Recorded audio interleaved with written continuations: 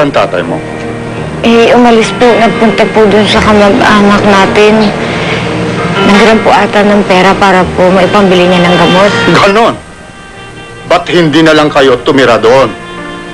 Ang tagal-tagal ko nang sinasabi sa tatay mo yan. Hindi ba sinabi sa'yo? Dagdag palamon lang kayo dito. At ang tagal-tagal na ninyo dito.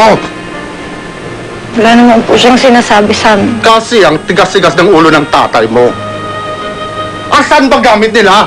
Dali lang, tay. Siyong, ano pong gagawin niya sa gamit namin? Ayaw niyong umalis?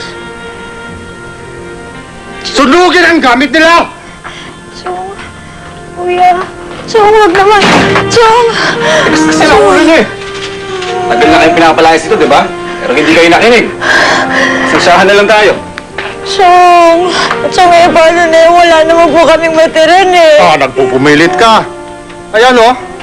Sa tabi ng kulungan ng aso kayo matulog ng mag-ama. Kung gusto nyo. Dalian mo yan! Kuya, huwag mo naman sunugin namin namin. Talagang hindi na kayo makakaalis. Sunugin na yan!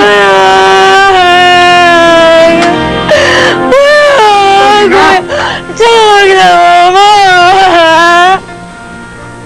Kuya, huwag mo naman sunugin yung damit ko. Kung nakinig ba kayo agad, di sana hindi na tayo makabot sa ganyan. Kuya.